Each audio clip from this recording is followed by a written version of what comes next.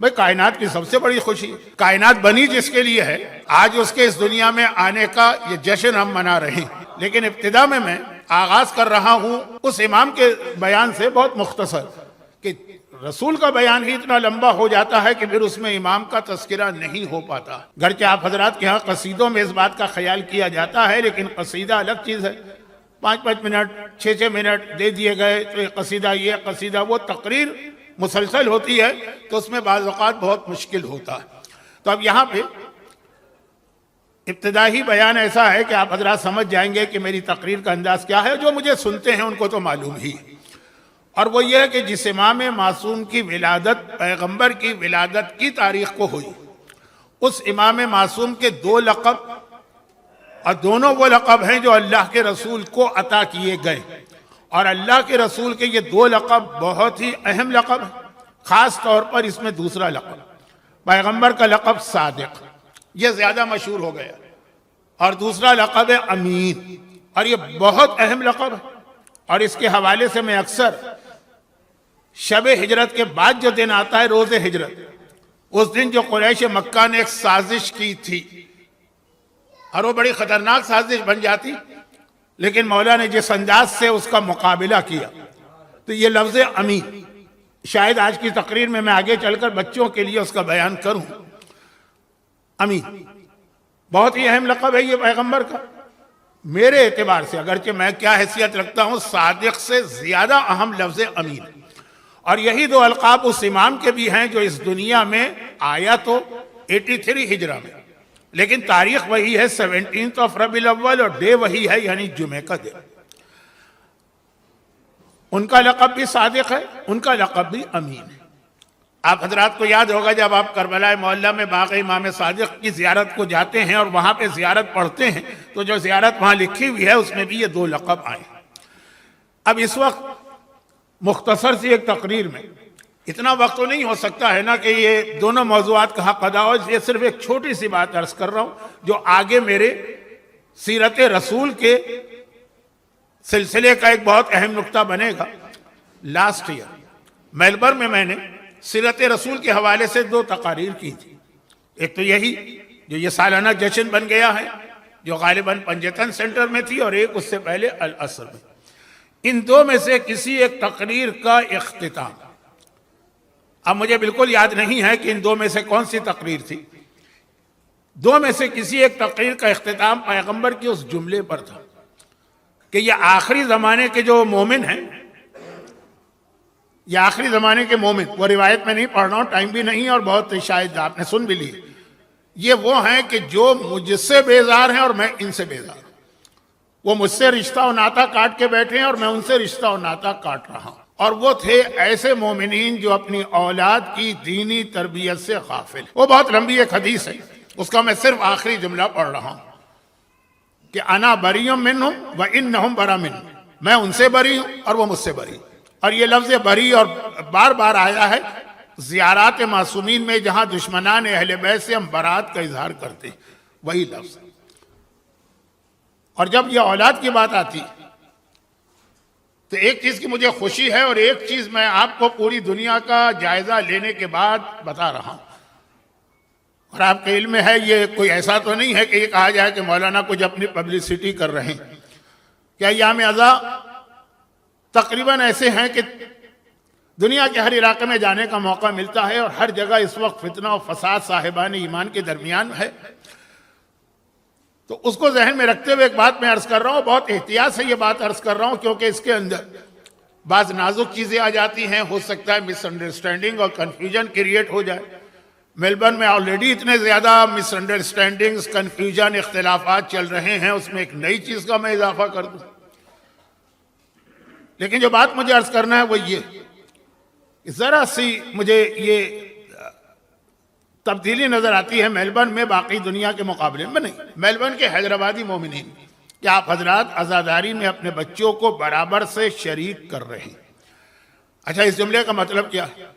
دنیا بھر میں ہر جگہ بچے نوجوان عزاداری میں شریک ہو رہے ہیں، لیکن آپ حضرات کی جو شرکت میں نے دیکھی، اب یہ ظاہری ہے، دیکھیں میں کتنے عرصے بعد آپ کی خدمت میں آیا ہوں، ہو سکتا ہے کہ میرا یہ مشاہدہ جو ہے وہ نامکمل و ناقص ہو، لیکن جو چیز میں عرض کرنا چاہ رہا ہوں، عزاداری میں بچوں کی شرکت اپنی زبان کے حوالے سے، باقی ساری دنیا میں ایک بہت بڑا مسئلہ بن گیا ہے کہ اس وقت جب لوگ وہاں پہنچے تھے اپنے بچوں کو اردو عزاداری میں شریک نہ کر پائے، وہ انگلش پہ چلے گئے، اور یہ سمجھا گیا کیا حرج ہے، بات تو ایک ہی ہے نا، زبانوں کا فرق ہے، لینگویج کا فرق ہے، اردو ہو کہ انگلش۔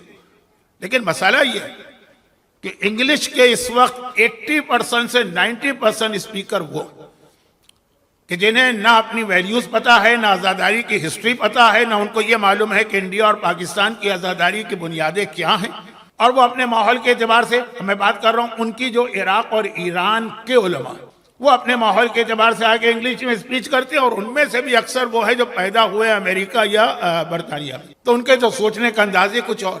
اب آپ کو پتہ بھی نہیں چلتا ہے کہ وہ آہستہ آہستہ آپ کے بچوں کو انگریزی زبان میں کیا باتیں بتا رہے ہیں جو جان بوجھ کے نہیں بتاتے، خود ان میں علم کی کمی۔ مثلا انگریزی اسپیکرز کے درمیان 80%، 100% نہیں، لیکن میں سب کو اس میں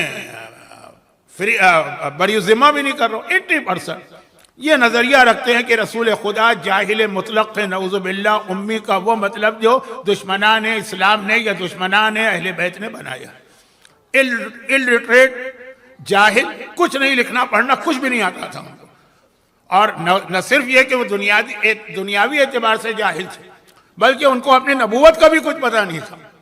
وہ فرشتے نے آ کے وہ جو کچھ آپ سنتے ہیں اس میں ایک بعض اوقات فنی قسم کا جملہ ہمارے علماء ملا دیتے ہیں کہ رسول خدا کا پہلا بائی پاس آپریشن کیا گیا، وہ جو ساری روایتیں یہ ہمارے وہ انگلش اسپیکر کی جو جان بوجھ کے یہ باتیں نہیں کہہ رہے، لیکن جتنی ان کی لیمیٹڈ نالج ہے اس میں یہ اپنے بچوں کو پہنچا رہے، اور وہ ہمارے بچوں تک بھی پہنچ رہا۔ اب یہ بالکل الگ موضوع، آج کی رات کا جشن جو ہے وہ اس کے لیے مناسب بھی نہیں، لیکن میں ایک اشارہ کر رہا ہوں کہ چونکہ یہ MSV میں پہلی دفعہ آیا ہوں، اس اذاخانے کو جہاں تک ہو سکے آپ اس قسم کے افراد سے بچائیے۔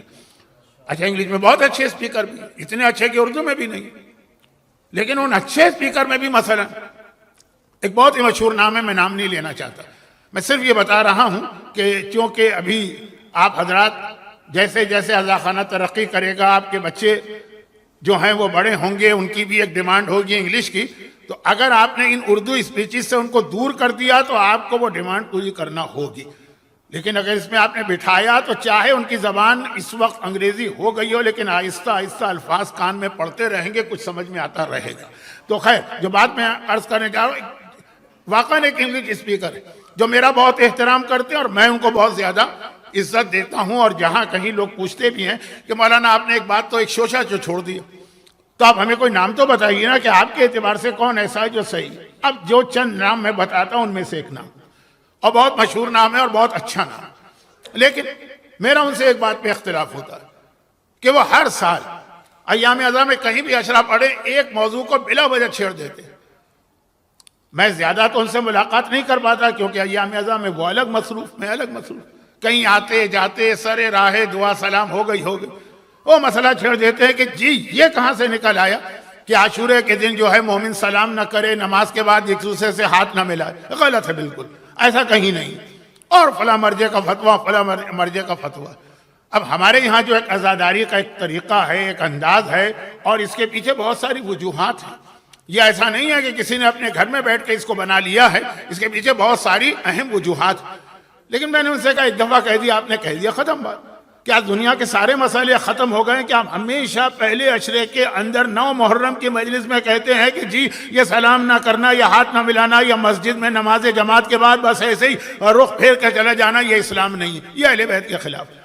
اور یہ میں ان کی بات کر رہا ہوں جو واقعاً قابل احترام عالم ہیں اور واقعاً پڑھے لکھے ہیں، اور واقعاً جو ہے وہ جو مجلس میں جو پڑھتے ہیں غلط نہیں پڑھتے، اس کے باوجود یہ حالت ہے۔ تو اب آپ اندازہ کر سکتے ہیں اس کے علاوہ۔ لیکن اچھا اب آئیے کہ اس کا ربط کیا بن رہا ہے آج کی بات، پرابلم آغاز کہاں سے ہوتا ہے؟ اب میں انگلش کی بات نہیں کر رہا ہوں، میں تو بچوں کی بات کر رہا ہوں۔ ہمارے سامنے جب چھٹے امام کی شخصیت آتی ہے تو چھٹے امام کی شخصیت کے حوالے سے ولادت کی بات ہے نا، صرف ایک جملہ کہوں گا۔ چھٹے امام کی والدہ کا نام ہے ام فروا، اور بیٹی کا بھی یہی نام ہے۔ لیکن یہ مسئلہ میں اس سے پہلے ایک دفعہ بتا چکا ہوں، اس کو نہیں چھیڑ رہا ہوں کہ یہ مکس اپ ہو گیا ہے بعض بہت اہم علماء کے پاس بھی، بہت بڑے علماء، نام لوں گا تو آپ کو حیرت ہوگی کہ وہ فرق نہ پہچان سکے ماں کا نام اور بیٹی کا نام، اور اس کے اعتبار سے پھر اعتراض ہوئے۔ مثلا فرض کیجئے کہ ایک واقعہ آ گیا، وہ بیٹی کا واقعہ تھا، ام فروہ ان کا نام تھا، واقعہ آ گیا کہ یہ جھوٹا واقعہ، کیونکہ جس زمانے کا یہ واقعہ ہے اس وقت تک تو وہ چھٹے امام کی والدہ انتقال کر چکی تھی۔ بھئی چھٹے امام کی والدہ ہی ام فروہ نہیں تھی، وہ بیٹی بھی ام فروہ تھی، واقعہ ماں کا نہیں بیٹی کا ہے، نام ایک جیسا۔ یہ نام ایک جیسے کو یاد رکھیے گا، یہ الگ کبھی مجلس میں سنیے گا، یہ جشن کے لیے مناسب نہیں۔ ام فروہ بیٹی ہیں قاسم، اور قاسم بیٹے ہیں محمد، اور محمد بیٹے ہیں ابو بکر کے۔ تو اب یہ سلسلہ نسب جب بنتا ہے چھٹے امام کا ماں کی طرف سے، جس سے ہم اردو میں کہتے ہیں ننیال، ننیال کی طرف سے رشتہ جا کے ملتا ہے حضرت محمد ابن ابی بکر سے۔ اور یہاں آپ ایک چھوٹا سا پیغام دے کہ میں رسول خدا کی ذات پر آ رہا ہوں۔ چھوٹا سا پیغام یہ ہے کہ حضرت ابو بکر، ان کو ذہن میں رکھیے گا، خاندان اہل بیت کی ایک خاتون وہ اس خاندان میں جاتی حضرت ابو بکر، اور حضرت ابو بکر کے خاندان کی ایک خاتون اس خاندان میں آتی بنی ہاشم۔ ہو سکتا ہے کہ میں جلدی میں اہل بیت ہی کہہ جاؤں، لیکن مراد میری بنی ہاشم، بنی ہاشم کی ایک خاتون وہاں جاتی، وہاں کی ایک خاتون بنی ہاشم میں آتی۔ اور یہ ماؤں کا جو رول ہے نا، یہ تربیت جو اولاد کی بات ہوئی اس کے حوالے سے، جو خاتون بنی ہاشم سے جاتی ہیں خاندان حضرت ابو بکر، انہوں نے دیکھی کتنی بڑی تبدیلی پیدا کی، اور جو خاتون بنی ہاشم کی میں آتی ہیں اس خاندان سے، انہوں نے کتنا غضب ڈھایا۔ محمد ابن ابی بکر کی والدہ کون ہے؟ اسماء بنت امیس۔ یہ چھٹے امام کی تقریباً سمجھئے کہ میں دادی کی بات کر رہا ہوں یا پر دادی کی بات کر رہا ہوں۔ اسماء بنت امیس جعفر طیار کی بیوہ تھی، جناب حمزہ کی سالی بھی بنتی ہے ایک رشتے سے، بہت قریب اس خاندان۔ جعفر طیار کی شہادت کے بعد شادی حضرت ابو بکر سے ہوتی ہے، محمد پیدا ہوتے ہیں۔ باپ بے شک وہ ہیں، لیکن ماں اسماء بنت امیس اس طرح سے بیٹے کو، اس بیٹے کی ماں بنی ہے جو پالا ہوگا کہ باپ کے خون کی تاثیر بدل دی۔ محمد ابن ابو بکر مولا کائنات کے انتہائی مخلص، یعنی اس سے زیادہ کیا ہوگا کہ مولا نے کہا کہ حسن حسین کے بعد میرا تیسرا بیٹا محمد۔ اب یہ ہے اسماء بنت امیس ماں کا رول۔ باپ ایسا ہے لیکن ماں جو آئی نا اس نے تبدیلی کری۔ لیکن اس کی الٹی مثال بھی دیکھیے، بالکل الٹی مثال۔ مولا کائنات کے اہم ترین اور مخلص ترین اور وفادار ترین صحابیوں میں ایک نام ہے زبیر۔ زبیر کون؟ پیغمبر اسلام اور مولا کی پھوپھی ہیں صفیہ، ان کے بیٹے ہیں، سگے پھوپھی زاد بھائی ہیں، فرض کزن ہیں، خاندان بنی ہاشم کے ہیں زبیر، اور مولا کے اتنے چاہنے والے تھے کہ جس وقت شہزادی کونین پر وہ مصائب ڈھائے گئے جو مومن سن نہیں سکتا، وہ سارے جو مصائب ڈھائے گئے، وہ دروازہ جلنا اور جو کچھ بھی آپ علماء سے ایک جملہ سنتے ہیں کہ ہم لوگ بہت احتیاط سے وہ مصائب پڑھتے ہیں، ان میں سے بہت سی تفصیلات میں ہم جا بھی نہیں پاتے ہیں، مر جائیں گے، برداشت نہیں ہو سکتا، بہت ہی فلٹر کر کے، بہت ہی اس کو جو ہے ایسا کہ قابل برداشت ہو جائے، آدمی کے لیے تحمل کر سکے۔ وہ مصائب جب ڈھائے جا رہے تھے، اس وقت سب سے زیادہ کس شخص نے ری ایکشن شو کیا اور گویا سمجھئے کہ ظالموں کو قتل کر دیا؟ سب سے زیادہ مولا کے حق میں آواز اٹھانے والا ایک تو وہ تھا بنو امیہ کا خالد ابن سعید ابن عاص، وہ ایک الگ واقعہ ہے، میں پڑھتا رہتا ہوں اور اس لیے پڑھتا رہتا ہوں کہ آپ کو ایسی ایسی شخصیتوں کے ان رول کا اندازہ ہو، لیکن فی الحال تو میرا موضوع کچھ اور ہے۔ لیکن زبیر تلوار نکال کے چڑھ دوڑے تھے اس دشمن کے اوپر، مولا نہ روکتے تو شاید اسی وقت خاتمہ کر دیتے۔ مولا کے اور رسول خدا کے سگے پھوپھی زاد بھائی، اور انتہائی وفادار ہیں، انتہائی مخلص ہیں۔ اس وقت جب اچھے اچھے لوگ خاموش بیٹھے تھے، ان میں ایسے لوگ بھی تھے کہ جو دل سے ان مظالم پر ناراض بھی تھے، لیکن حالات کے تحت وہ خاموش تھے۔ زبیر کس طرح بولے وہ کبھی تاریخ میں پڑھیے، لیکن یہی زبیر جنگ جمل میں مولا کے اگینسٹ آئے کہ نہیں آئے؟ وہ تو مولا نے کچھ باتیں ان کو یاد دلائیں تو میدان چھوڑ کے جا رہے تھے اور شہید ہو گئے، لیکن آگے چلے. اتنا مخلص چاہنے والا خاندان کا فرد ہے، بنی ہاشم کا فرد ہے، لیکن کتنی بڑی تبدیلی آ گئی کہ مولا کے اگینسٹ ہو. جنگ جمل کے اندر طلحہ و زبیر، طلحہ و زبیر، طلحہ و زبیر، یہ دو نام آپ نے اس طرح ساتھ سنے کہ بعض اوقات لگتا ہے یہ ایک ہی آدمی کے نام. وہی زبیر جو اس وقت مولا کی حمایت میں اس وقت تلوار نکال رہے تھے جب خود مولا نے اپنی تلوار کو نیام میں رکھا ہوا تھا. بعد میں اتنا خلاف ہو گئے. کیوں؟ اس لیے کہ شادی ان کی ہوئی تھی حضرت عائشہ کی بڑی بہن جناب اسما سے، ابو بکر کی بڑی بیٹی. ابو بکر کی بڑی بیٹی خاندان ابو بکر کی ہے، لیکن آتی ہے خاندان بنی ہاشم میں، اور زبیر سے شادی ہوتی ہے، تبدیلی کا آغاز ہوتا ہے. اور پھر جب ان کے عبداللہ ابن زبیر پیدا ہوئے جس نے کربلا کے واقعے سے کتنا بڑا پولیٹیکل فائدہ حاصل کیا ہے، عبداللہ ابن زبیر بدنام ترین، یعنی ہمارے اعتبار سے دشمنان اہل بیت کے اندر سر فہرست چند دشمنوں میں نام آتا ہے عبداللہ ابن زبیر. وہ انہی زبیر کے بیٹے نے باپ کو بدل دی. عموماً باپ کی سے توقع کی جاتی ہے کہ بیٹے کی تربیت کرے گا، لیکن ایسی مثالیں ہیں نا جس میں عبداللہ ابن زبیر کو یاد رکھیے کہ زبیر پہلے انتہائی وفادار تھے. اگر شروع سے ہی زبیر نیوٹرل ہوتے، معاملے میں پڑھتے ہی نہیں، بولتے ہی نہیں، وہ الگ بات تھی. شروع میں اتنا حامی تھے، لیکن بیٹے نے باپ کو بدلا، اور بہت بڑا حصہ اس کے اندر اس خاتون کا بھی ہے، اسما، جو حضرت عائشہ کی بڑی بہن اور ابو بکر کی بیٹی. ایک بیٹی ابو بکر کی، ایک عورت وہاں گئی، اس نے شوہر کو ایسا بدلا کہ عبداللہ ابن زبیر جیسا فتنہ ہمارے سامنے آیا. اور ایک خاتون بنی ہاشم کی حضرت ابو بکر کے گھرانے میں آئی تو ایسا بیٹا محمد ہمارے سامنے آیا کہ چھٹے امام فخر کرتے تھے محمد کی اولاد میں ہونے پر، فخر کرتے. تو چھٹے امام کی والدہ کے حوالے سے جو ہمیں ایک پیغام مل رہا ہے وہ یہ کہ یہ عورت کا رول، ابھی آپ عزاداری سے فارغ ہوئے ہیں.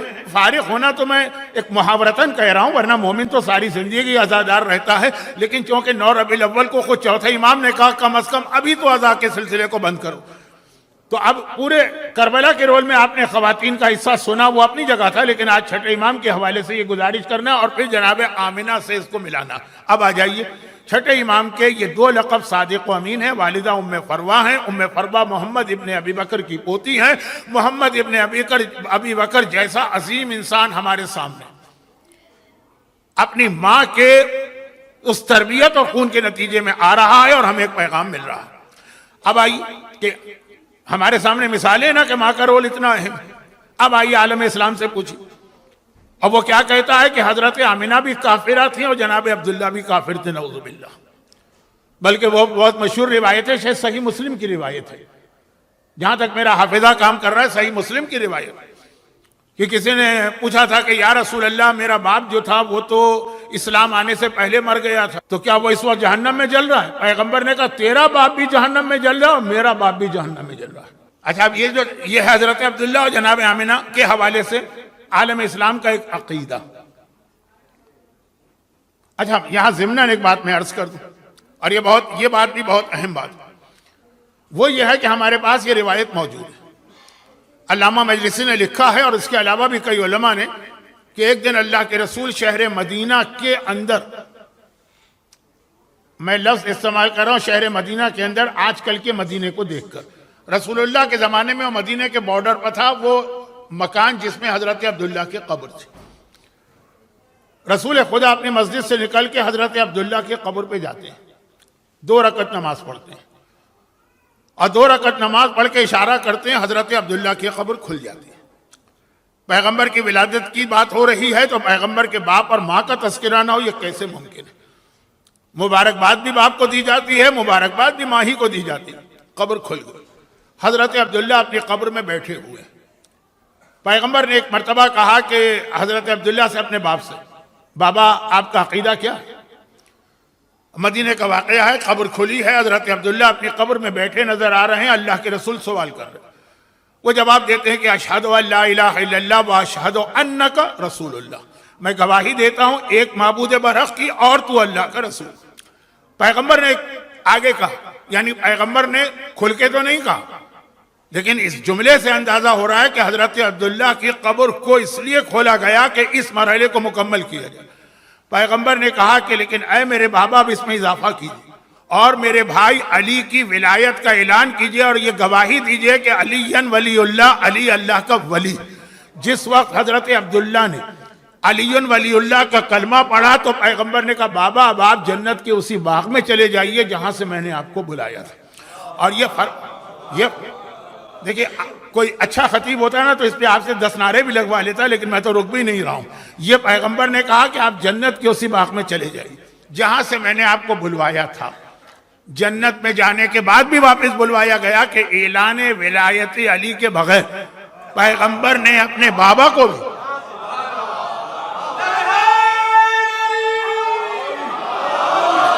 ایک روایت نہیں دوسری روایت بھی، قبر بند ہو گئی، پیغمبر واپس مسجد میں گئے۔ اچھا اب جو لوگ مدینے جا چکے ہیں، بہت لوگ گئے ہیں، اب تو آج کل عمرہ کتنا آسان ہو گیا، باب السلام سے مسجد قمامہ کی جانب چلے تو آدھے راستے پہ وہ جگہ تھی جہاں حضرت عبداللہ کی قبر تھی، میں نے دیکھی بھی تھی۔ اور پھر وہ قبر جب توڑی گئی سعودی حکومت نے تو حضرت عبداللہ کی میت تر و تازہ نکلی، جس سے جنت البقیع میں شفٹ کیا گیا۔ انٹرنیٹ پہ یوٹیوب پہ آپ کو اب بہت گواہیاں مل جائیں گی۔ خیر اب آئیے ایک اور روایت سنیں۔ اللہ کے رسول مکے کی جانب جا رہے ہیں، جاتے جاتے راستے کو تھوڑا سا بدلا اور ابوا کی طرف چلے۔ مدینے سے مکے کے راستے میں تقریباً ہاف وے پہ ابوا آتا، ابوا تھوڑا سا مین روڈ سے ہٹ کر، وہاں پہ جناب آمنہ کی قبر، پیغمبر اسلام جناب آمنہ کی قبر پہ سیم روایت، اور ایک مرتبہ 2 رکعت نماز پڑھی اور نماز پڑھ کے اشارہ کیا، قبر کھل، جناب آمنہ اپنی قبر کے اندر بیٹھی ہوئی نظر آ رہی ہے۔ پیغمبر نے ان سے بھی یہی سوال کیا کہ آپ کا عقیدہ کیا ہے؟ اشہد ان لا الہ الا اللہ و اشہد انک رسول اللہ، بیٹا میں گواہی دیتی ہوں ایک معبود برحق کی اور تیری رسالت کی۔ پیغمبر نے پھر ان سے کہا اور آپ یہ بتائیے کہ اب آپ کا ولی کون ہے؟ یہ سوال کیا آپ کا ولی کون ہے؟ جناب آمنہ نے کہا کہ بیٹا تیرا ولی کون ہے؟ یہ آمنہ سوال کر رہی ہیں اپنے بیٹے سے کہ تیرا ولی کون ہے؟ کہا کہ میں نے اپنے بعد امت پہ ولی اپنے بھائی کو بنایا ہے، تو آپ بھی اس کی ولایت کی گواہی دیجئے۔ جناب آمنہ نے بھی کہا اشہد ان علی ولی اللہ، تو پیغمبر نے کہا مادر گرامی آپ جہاں سے آئی ہیں اسی باغ میں واپس چلی جائیے، اور قبر بند ہو گئی۔ حضرت عبداللہ جو پیغمبر کی ولادت سے بھی پہلے شہید کیے گئے، یہ لفظ شہید یہ آج کا میرا موضوع ہے، اصل موضوع یہ، اور جناب آمنہ جو پیغمبر کے بچپنے میں دنیا سے رخصت ہو گئی، ان دونوں سے بھی کہا گیا۔ اور فاطمہ بنت اسد کا واقعہ میں اس لیے نہیں پڑھ رہا ہوں کہ آپ میں سے ہر ایک کو وہ واقعہ یاد ہے، ہماری مجلسوں میں وہ واقعہ بہت پڑھا جاتا ہے۔ جب دفن کیا تھا تو پیغمبر نے دفن کرنے کے بعد رک کے کہا تھا ابنوں کی علی لا عقیل ولا جعفر، بہت سنا ہوا واقعہ، میں دہرا نہیں رہا ہوں، وقت بہت کم ہے، باتیں بہت زیادہ۔ ابھی میری تقریر شروع بھی نہیں ہوئی، آپ گھڑیاں مت دیکھیں، ابھی شروع بھی نہیں ہوئی، ابھی تو میں بہت ہی ابتدائی تمہید کے اندر ہوں۔ تو جناب عبداللہ جناب آمنہ، فاطمہ بنت اسد تو اعلان رسالت کے بعد دنیا سے گئی ہیں، یہ دونوں تو بہت پہلے چلے گئے تھے، لیکن کہا کہ ولایت علی کے بغیر چاہے میرا باپ ہو چاہے میری ماں ہو نجات ممکن نہیں ہے۔ جب پیغمبر کے والدین کی نجات ممکن نہیں ہے تو دنیا میں اور کون سمجھ سکتا ہے؟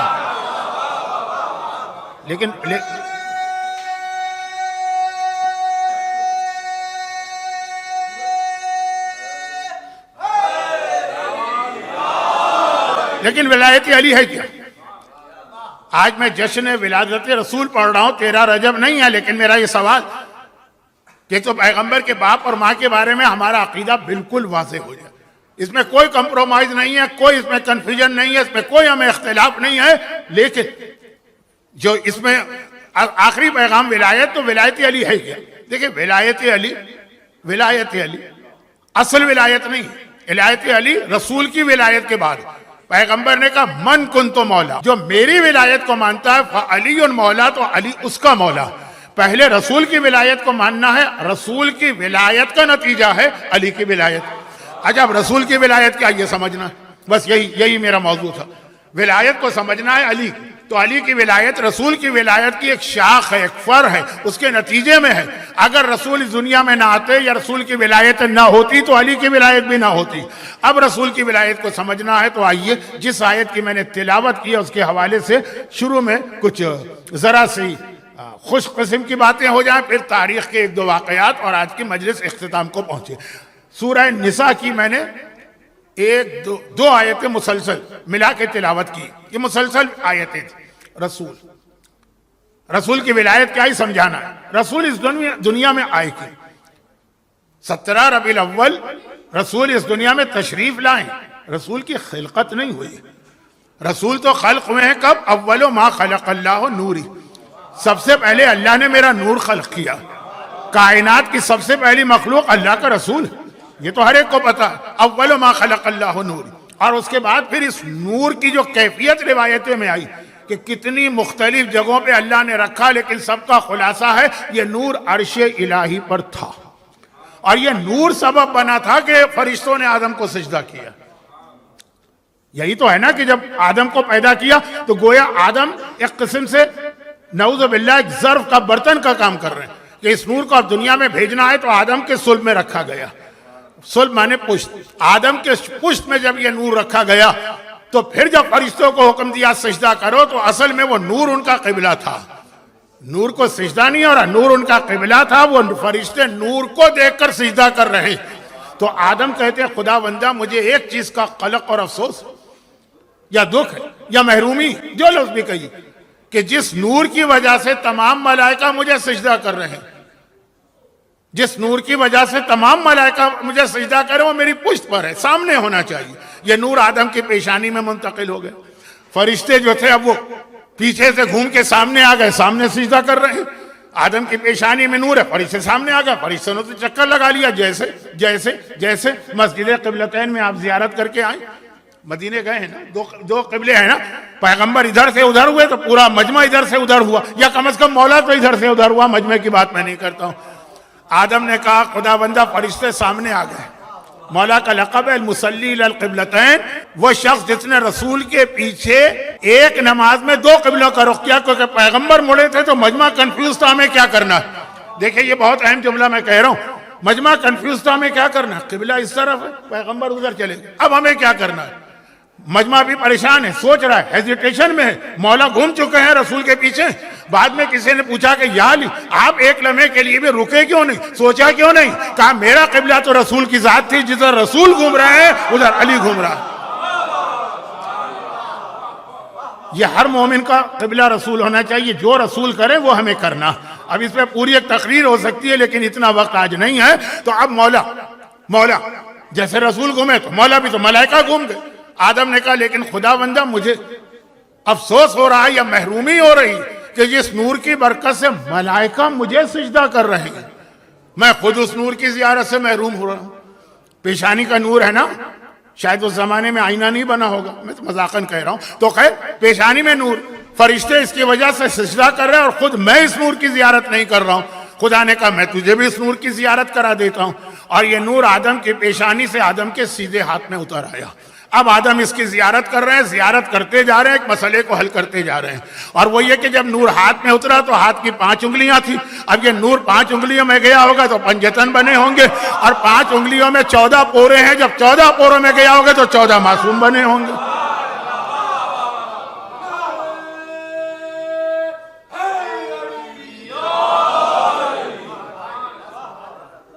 لیکن انگلیاں 5 ہو کے یہ پورے جو ہیں وہ 14 ہوں، چاہے 5 ہو کے چاہے 14 ہوں، لیکن جب ملائیے تو سب مل کے ایک ساتھ آ جاتے ہیں۔ چنانچہ اولنا محمد ہے، اوسطنا محمد ہے، آخرنا محمد ہے، ملا لیا تو کلنا محمد بن جاتے ہیں۔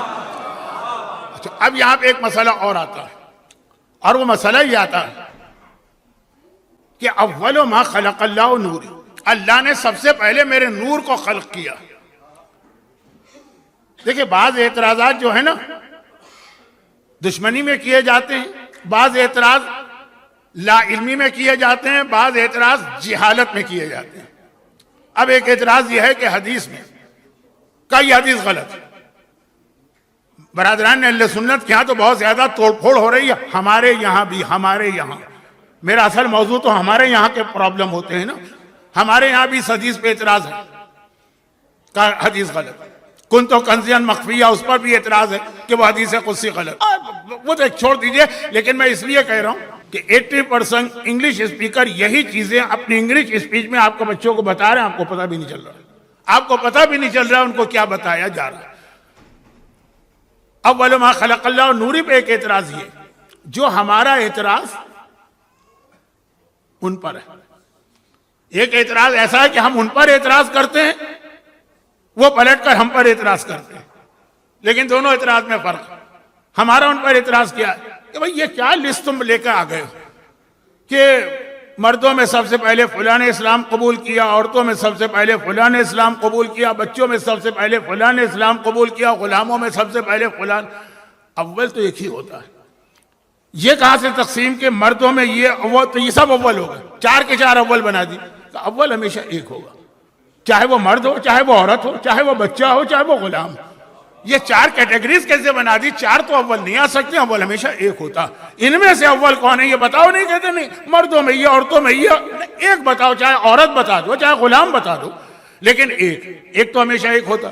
اس کا جواب کوئی نہیں ہے ان کے پاس، لیکن وہ ہم پر سے اعتراض کرتے کہ آپ کہہ رہے ہیں اول ما خلق اللہ نوری، سب سے پہلے نور رسول خلق ہوا، مگر آپ ہی کی کتاب میں دوسری حدیث ہے اول ما خلق اللہ العقل، اللہ نے سب سے پہلے عقل خلق کی۔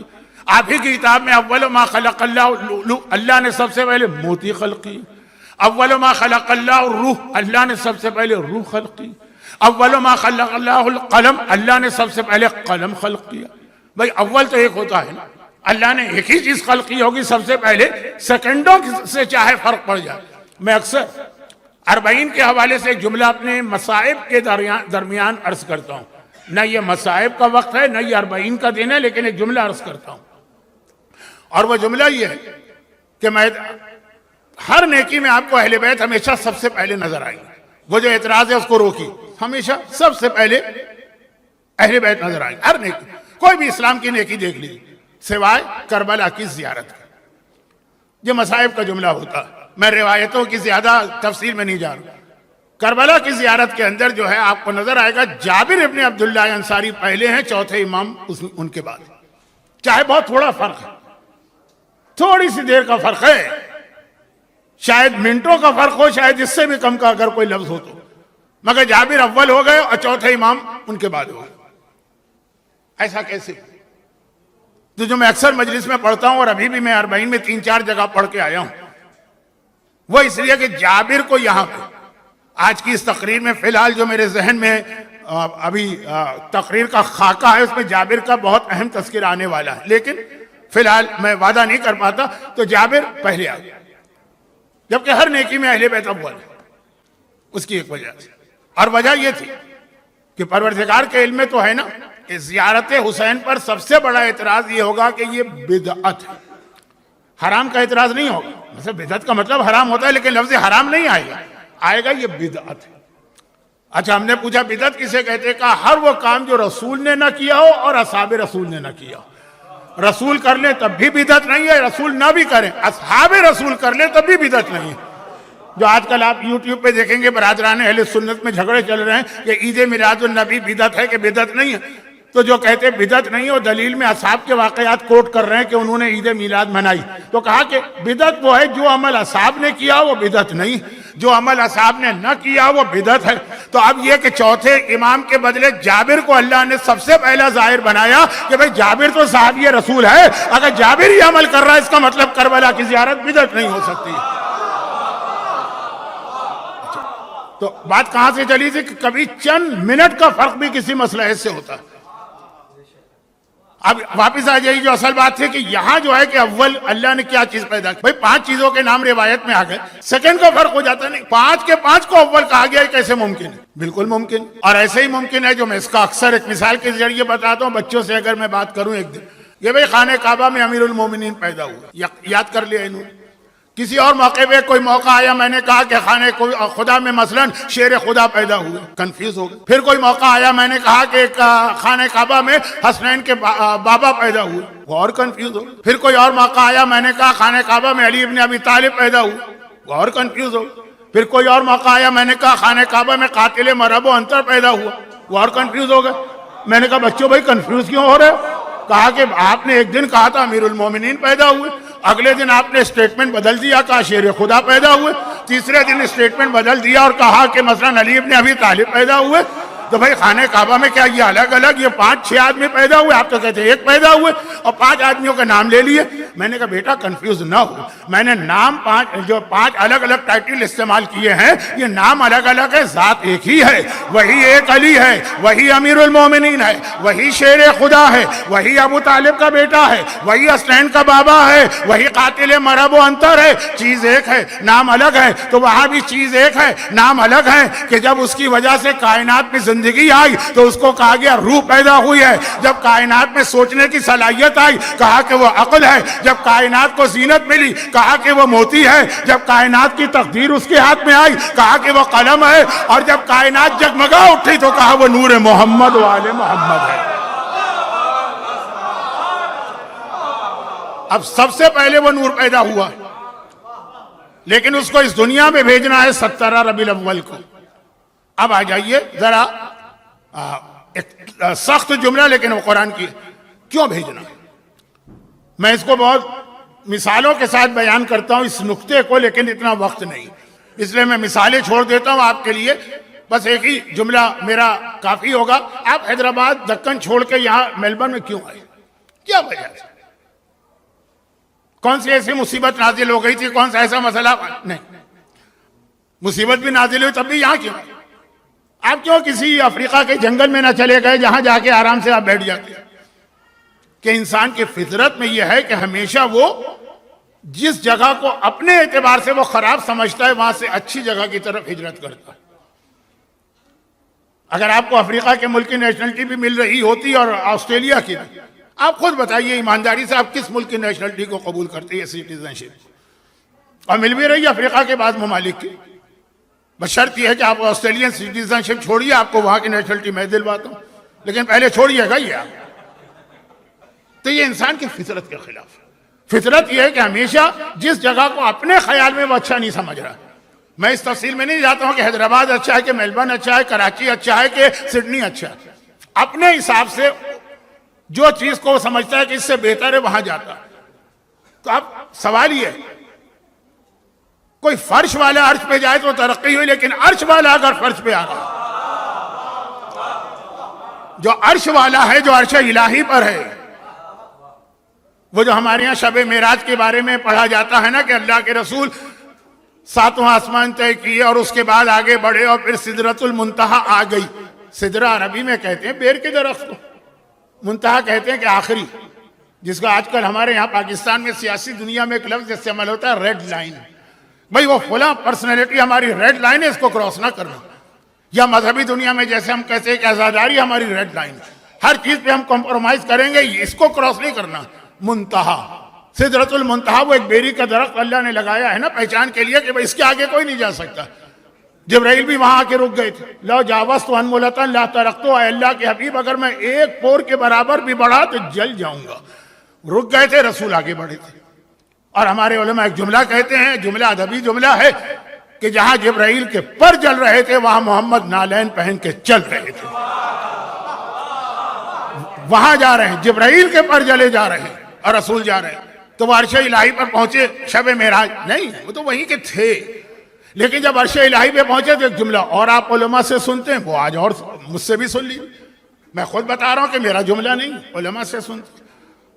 لیکن میں چاہ رہا ہوں کہ اب جو میں 2-4 خشک باتیں کہنے والا ہوں اس سے پہلے ذرا سا آپ حضرات کو تھوڑا سا جوش میں لیا ہوں، اس کے بعد اپنی بات پہ آتا ہوں۔ وہاں پہنچے جہاں جبرائیل بھی کہے، ہاتھ جوڑ کے کہتا یا رسول اللہ اس سے آگے تو میں نہیں بڑھ سکتا، یہ میری حد ہے، یہ ریڈ لائن ہے، اس کو میں کراس نہیں کر سکتا۔ اللہ ترقتو، میرے بالوں پر جل جائیں گے۔ وہاں رسول، اب رسول وہاں پہ ہیں تو رسول جہاں پہ کھڑے ہیں ذرا نیچے جھانک کے دیکھیے کیا معلوم ہوا۔ رسول کے نیچے دنیا، پھر اس کے بعد پہلا آسمان، پھر ایک ایک کر کے 7 آسمان، اس کے بعد پھر یہ ہے کہ وہ جنت اور بیت المعمور، اس کے اوپر رسول سدرۃ المنتہا، وہاں پہ رسول پہنچے نا۔ اب رسول پہنچے، ہم نے رسول کو بھی دیکھنا شروع کیا، نیچے سے اوپر دیکھ رہے ہیں نا، رسول کے پیر، پیروں پہ رسول کی ٹانگیں، ٹانگوں پہ رسول کا شکم مبارک، شکم مبارک پہ رسول کا سینہ، سینے پہ رسول کی گردن، اور سینے کے دائیں اور بائیں پیغمبر کے کندھے، اور جب کندھوں پہ دیکھا تو وہاں علی کے قدم نظر آ رہے ہیں۔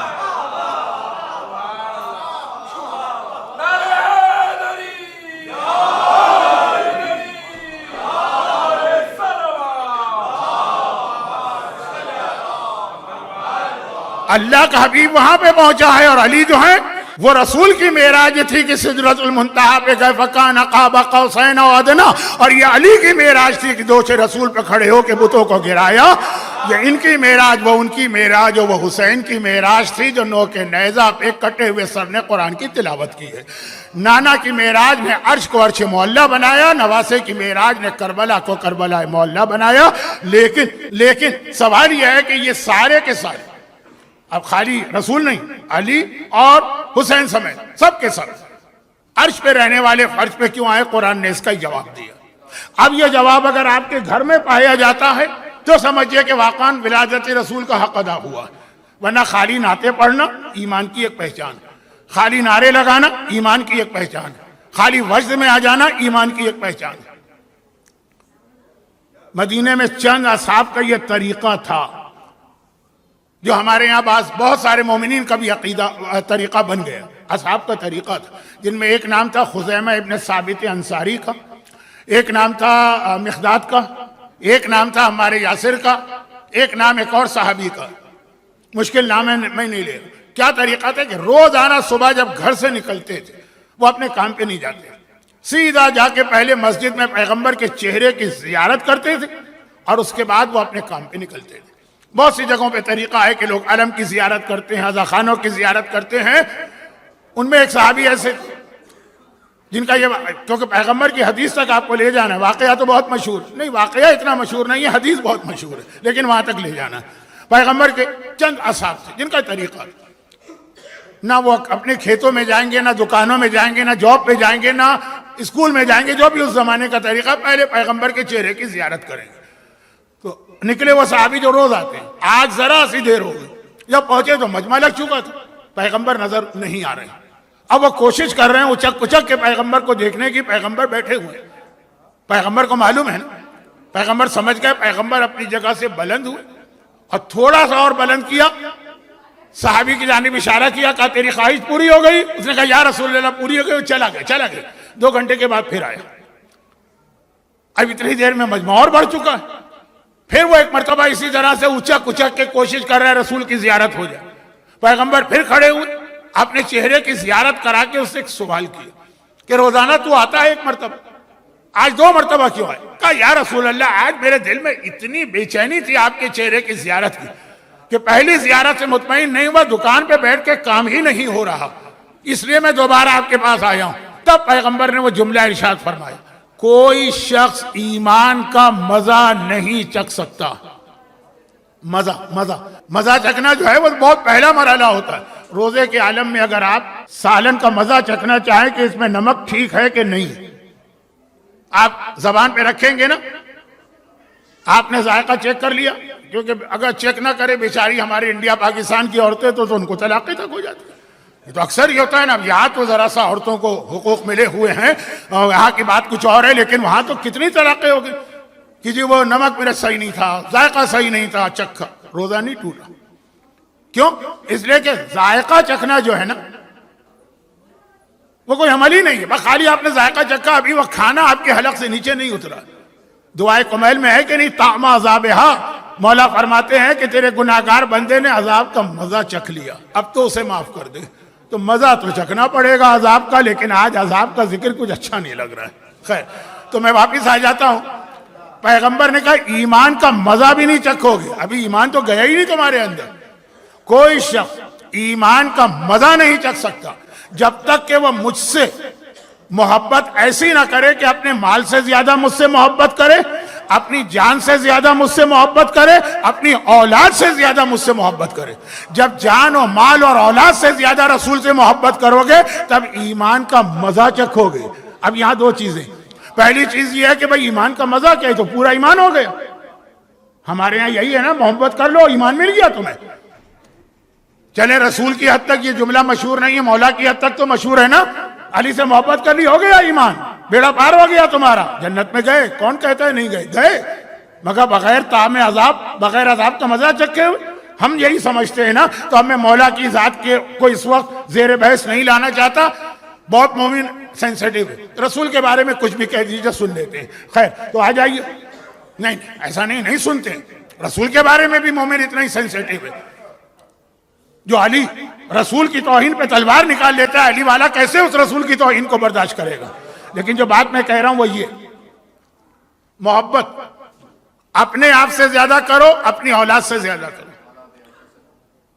آخری زمانے کا بہت بڑا پرابلم جو روایتوں میں بتایا گیا وہ ہے دوغلا پن، دو زبان ہونا، یعنی لوگوں کے سامنے کچھ ہو، پیٹھ پیچھے کچھ ہو، جس کے لیے لفظ تو بڑا اسٹرانگ لوگ استعمال کرتے ہیں۔ منافقت میں یہ لفظ استعمال نہیں کرتا، منافقت کا تعلق عقیدے سے، ہاں اردو زبان میں ہو سکتا ہے منافقت کا یہی مطلب ہو۔ آخری زمانے کا بہت بڑا پرابلم یہ ہوگا کہ آپ کے سامنے آئے گا تو ایسا مسکرا کے بات کرے گا، آپ سمجھیں گے اس سے زیادہ مجھ سے محبت کرنے والا کوئی نہیں، اور ادھر آپ کے پیٹھ پیچھے گیا اور جو برائیاں وہ شروع کرے گا۔ اچھا یہ آخری زمانے کا پرابلم ہے، لیکن اب میں وہ جملہ کہتا ہوں جس کی وجہ سے میں نے آسٹریلیا کو 3 طلاقیں دی ہوئی، مولا نے دنیا کو 3 طلاقیں دی تھی، میں نے آسٹریلیا نہیں اپنی کمیونٹیز کو۔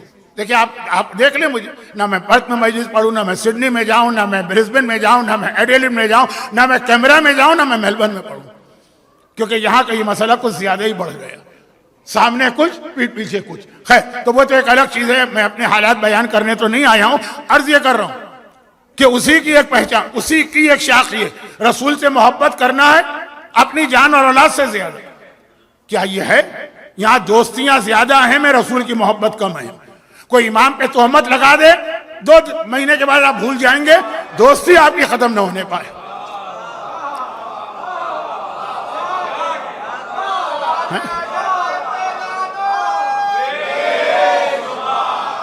اچھا مجھے ایسا لگا میں کچھ کہہ گیا، اچھا میں مقامی حالات سے واقف نہیں ہوں، لیکن لگ رہا ہے کہ شاید کوئی ایسی بات ہو گئی۔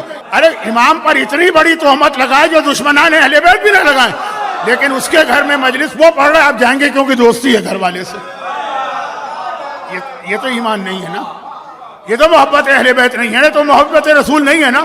ایمان کا تقاضا یہ ہے کہ وہ ہمارے باپ پہ تہمت لگائے، ہم برداشت کر لیں گے، چلے جائیں گے اس کے یہاں، لیکن اگر میرے مولا کے بارے میں کوئی ایسی گستاخی کی بات کرے، ساری تو اب ایسا لگ رہا ہے کہ شاید یہاں کا یہ مسئلہ ہے، اگر ہے تو واقعاً غور کرے۔ رسول فرماتے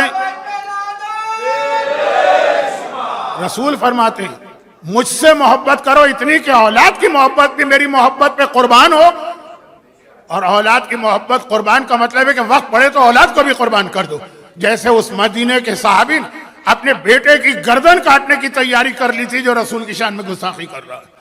یہاں میں دوستی نہیں چھوڑ سکتے، تعلقات نہیں چھوڑ سکتے۔ خیر اب یہ تو بات کہیں اور چلی گئی، ابھی تو بات شروع نہیں ہوئی، اب شروع ہو رہی ہے بات۔ وہ یہ ہے کہ اللہ کا رسول، اس کے محبت کا ایک تقاضا ہے کہ آپ کو پیغمبر کا ذکر سن کے خوشی ہوتی ہے، نعرے لگاتے ہیں، قصیدے پڑھتے ہیں، یہ محبت کی نشانیاں ہیں۔ لیکن سوال یہ پیدا ہوتا ہے کیا رسول اس دنیا میں اس لیے آئے ہیں کہ اپنی محبت ہم کو سکھائیں؟ قرآن کیا کہہ رہا ہے؟ وَمَا أَرْسَلْنَا مِن رَسُولٍ إِلَّا لِيُطَاعَ بِإِذْنِ اللَّهِ۔ عرش الہی پہ رہنے والے ہمارا رسول جو انتہائی، اب وہ 12 حجاب بتائے گئے ہیں جن میں اللہ کا رسول عرش الہی پہ رہا، وہ تفصیل نہیں بتا سکتا، روایت میں کئی دفعہ پڑھ بھی چکا ہوں۔ وہاں عرش الہی پہ رہنے والے اس دنیا میں صرف اس لیے آیا تاکہ تم سے اللہ کی اطاعت کروائے۔ اگر تمہارے گھر میں اللہ کی اطاعت ہو رہی ہے تو گویا تم نے رسول کے اس دنیا میں آنے کے مقصد کو پورا کیا، اور اگر تمہارے گھر میں اللہ کی اطاعت نہیں ہے، نافرمانی، بے حجابی تمہارے گھر میں ہے، میوزک تمہارے گھر میں ہے، نشے والی چیزیں تمہارے گھر میں ہے، جوئے والی چیزیں تمہارے گھر میں ہے، نمازوں کا قضا کرنا تمہارے گھر میں ہے، مال امام کھا جانا، میں یہ نہیں کہہ رہا کہ ایک گھر میں ساری چیزیں ہوں، کسی میں کوئی، کسی میں کوئی، کسی میں کوئی، کسی میں کوئی، والدین کی نافرمانی تمہارے گھر میں ہے، شوہر اور بیوی کے حقوق میں کوتاہی تمہارے گھر میں ہے، اطاعت خدا اگر نہیں ہے تو رسول اس دنیا میں جس مقصد کے لیے آج 17 ربیع الاول آئے، جو تم اچھے کپڑے پہن کے بیٹھے ہو، جو تم نے مثلاً یہ لائٹنگ کی ہے، اور جو تم نعرے لگاتے ہو، ہمارے قصیدے پڑھنے سے رسول کی شان میں اضافہ نہیں ہوتا ہے، کیسے ہوگا؟ خدا کہتا ہے رفعنا لک ذکرک، اے حبیب یہ تمہارا ذکر کیا کریں گے، ہم نے تمہارے ذکر کو سب سے بلند کیا۔ لیکن ہمارا اور آپ کا مسئلہ یہ ساری چیزیں جتنی ہماری کیپیسٹی ہے اتنا ہم حق رسول ادا کرتے ہیں. وہ اللہ ہے. اللہ نے کہا رفعنا لک ذکرک. ایک بہت مشہور آدمی ہے sir Walter Ripley. Sir Walter Ripley, believe it or not, اس کا اخبار میں کالم چھپتا تھا, اور پھر اس کے نام سے یہ میوزیم بنا دیے گئے دنیا میں. بہت سارے میوزیم ہیں, blue it or not. Brisbane میں بھی ہے اور کہیں دنیا میں تو ہر جگہ لوگ مجھے لے جا چکے ہیں. تو وہاں پہ اس نے ایک دفعہ یہ تحقیق کرنا چاہیے تھی کہ دنیا میں سب سے زیادہ کس نام کو استعمال کیا جاتا ہے, کون سا نام سب سے زیادہ. میں یہ نہیں کہہ رہا بچوں کا نام کون سا رکھا جاتا ہے, نہیں, سب سے زیادہ کون سا نام. اس کی تحقیق یہ تھی, بلیو اٹ اور ناٹ بک بھی چھپی ہے, اس میں دیکھ لیجئے گا, والیوم 3 یا 4 میں ہے. سب سے زیادہ محمد کا نام, اس لیے کہ 24 گھنٹے میں کوئی لمحہ ایسا نہیں ہوتا کہ دنیا میں کہیں نہ کہیں اذان کی آواز نہ بلند ہو, اشہد ان محمد رسول اللہ. رفعنا لک ذکرک, قصیدہ تو اللہ نے پڑھا ہے, ذکر تو اللہ نے بلند کیا ہے. ہم اور آپ تو اپنی حیثیت کے مطابق کچھ قصیدے پڑھ دیتے ہیں, کچھ فضائل پڑھ دیتے ہیں, کچھ خوشی کے نعرے لگا دیتے ہیں, لیکن یہ سب ضمنی باتیں ہیں. آئے کیوں رسول اس دنیا میں؟ تو قرآن کی واضح آیت ہے, اطاعت کروانے آئے. تمہارے گھر میں اطاعت ہے, تم نے حق رسول ادا کیا. اب اطاعت کی ایک چھوٹی سی مثال سن لیجیے, بہت چھوٹی سی. خزیمہ ابن ثابت انصاری کا ایک واقعہ. ایسے واقعات تو بہت سارے سینے میں بھرے ہوئے ہیں, وقت نہیں. خزیمہ ابن ثابت انصاری وہ صحابی کہ جنگ صفین کے بعد مولا کائنات بیٹھ کے رو رہے ہیں. اتنا رو رہے ہیں کہ مولا کے آنسوؤں سے مولا کے ریش مبارک گیلی ہو گئی. اور رو کیوں رہے ہیں؟ کہہ رہے ہیں کہ میں یاد کر رہا ہوں اپنے دوستوں کو. اینا اینا ابن التیحان. ابن التیحان, ابو تیحان جو تھا, یہ کنیت تھی عمار یاسر کی. کہاں چلے گیا وہ عمار یاسر؟ اسی جنگ صفین میں مارے گئے تھے. اینا اینا خزیمہ, کہاں چلا گیا خزیمہ؟ اسی جنگ صفین میں شہید ہوئے. اینا اینا ذو الشہاد, 3-4 نام لیے مولا نے, جن کو یاد کر کے مولا رو رہے ہیں, اور اتنا رو رہے ہیں کہ مولا کے آنسوؤں سے مولا کی داڑھی بھیگ رہی. وہ خزیمہ, ان میں سے ایک نام خزیمہ کا. جب میں مجلس میں واقعہ پڑھتا ہوں تو اکثر لوگ کہتے ہیں مولانا واقعہ تو چھوڑے, ہم نے تو نام بھی کبھی نہیں سنا. جس کو یاد کر کے مولا رو. ایک غزوے سے واپسی میں اللہ کے رسول آ رہے ہیں, وہ بھی بڑا دلچسپ غزوہ ہے. آج کل ایک لفظ آپ نے سنا ہوگا کیونکہ انڈیا بھی اس میں پھنسا ہوا ہے اور پاکستان میں, کلاؤڈ برسٹ. ایک دم سے معلوم ہوا بادل پھٹا اور پانی کا جو ریلا آیا. یہ پیغمبر کے زمانے میں واقعہ پیش آیا تھا غزوہ ذات الرقا میں. بہت دلچسپ واقعہ ہے, لیکن اب کیا کتنے پڑھے جائیں کتنے نہ پڑھے جائیں اس کو چھوڑیے. اس غزوے سے واپسی میں رسول آ رہے ہیں.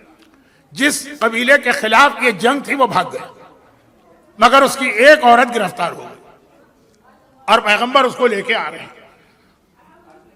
یہاں رک کے میں ایک بات اور کہہ دوں, اور وہ یہ ہے کہ ہم سیرت رسول پہ جب بات کرتے ہیں نا تو ہمارے یہاں ایک ٹکڑا اٹھا لیا جاتا ہے سیرت رسول کا, اور اس سے پورا دین سمجھنے کی کوشش کی جاتی ہے.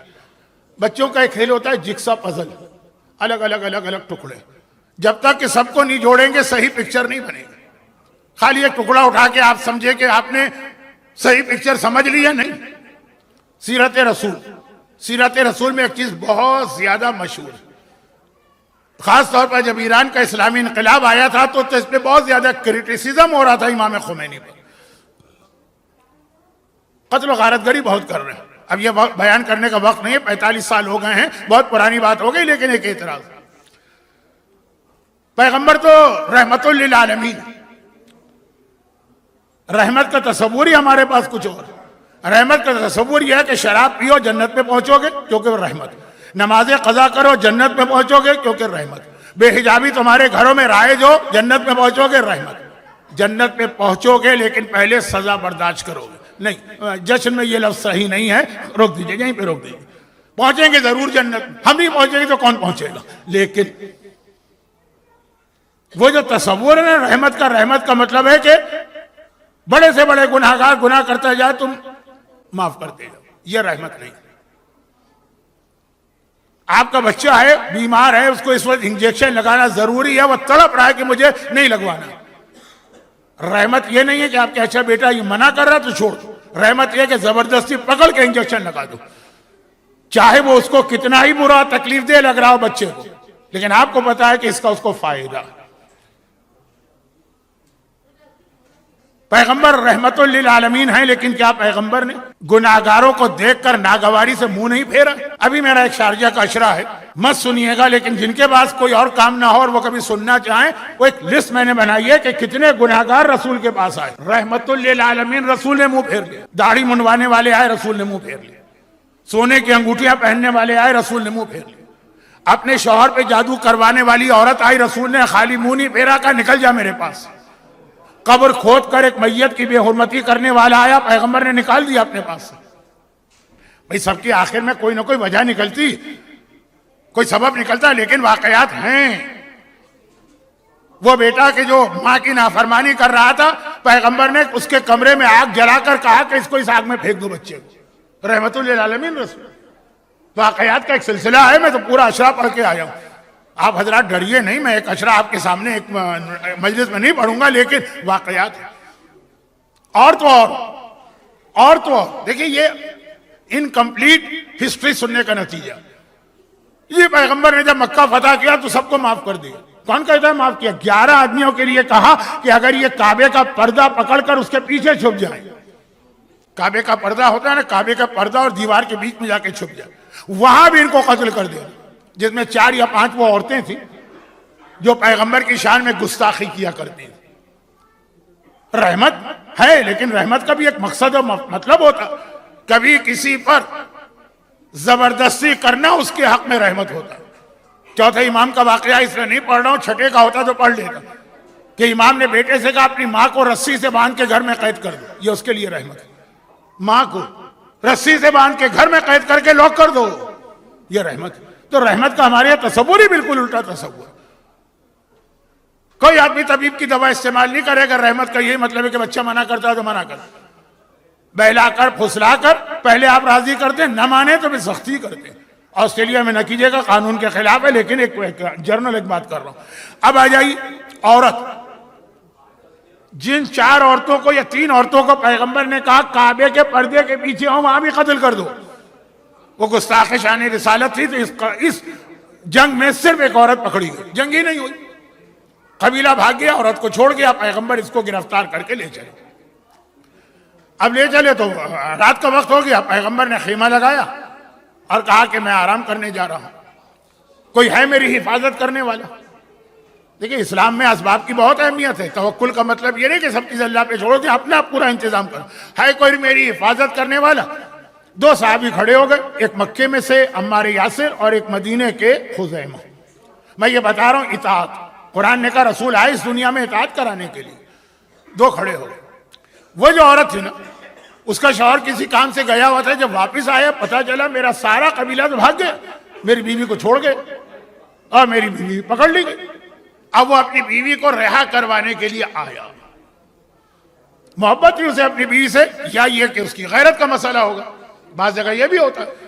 وہ آ رہا، وہ پیچھے پیچھے چھپ چھپ کے چل رہا، دن کا وقت ہے، پورا لشکر ہے نا، پیغمبر تو ایک قبیلے سے جنگ کرنے آئے تھے، پورا لشکر، ہمت نہیں پڑ رہی ہے ایک اکیلا آدمی۔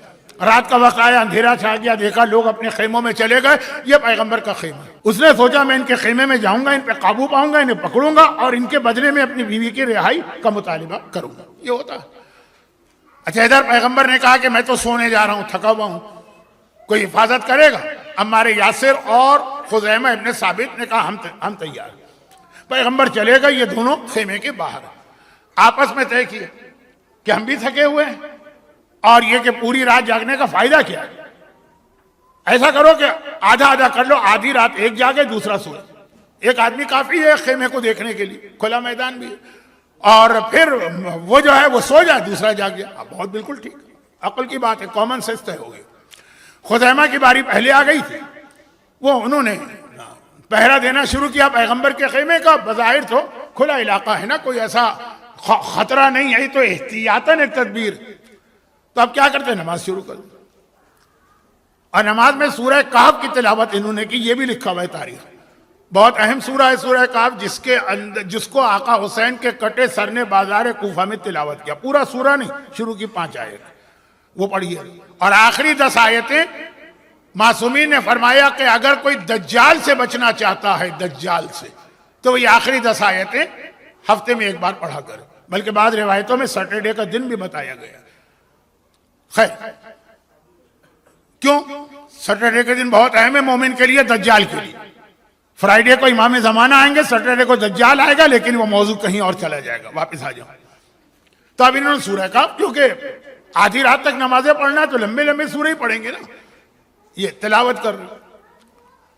وہ جو شوہر ہے وہ ایک درخت کے پیچھے، اب وہ صحرائے عرب میں افریقہ کی طرح کے درخت تو ہوتے نہیں، وہ جھاڑیاں ہوتی ہیں، ایک جھاڑی کے پیچھے چھپا کھڑا، یہ نماز پڑھ رہے ہیں۔ اس نے کہا ایک آدمی ہے، اگر میں ان کو مار دوں نا تو کوئی ہے ہی نہیں دور دور تک۔ اس نے ایک کمان میں تیر لگا کے تیر پھینکا، خزیمہ کے بدن میں یہ تیر پیوست ہو گیا، نماز پڑھ رہے تیر لگ گئے۔ اچھا اب آج کل بہت سے مسئلے ایسے ہیں جو آج ہمارا بچہ بھی جانتا ہے، ابھی تو اسلام کا آغاز ہے، اس وقت تو مسئلے سامنے بھی نہیں آئے۔ خزیمہ نے نماز کنٹینیو کی، وہ رکوع میں پہنچے، اس نے دوسرا تیر پھینکا جن کو رکوع میں لگا، جوں تو کر کے انہوں نے رکوع کمپلیٹ کر کے سمع اللہ لمن حمدہ سجدے میں گئے۔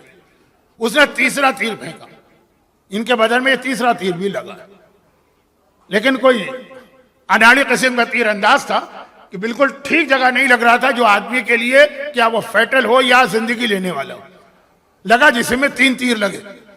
انہوں نے جلدی سے اپنے سجدے کر کے خزیمہ نے نماز کمپلیٹ کی، اطاعت رسول۔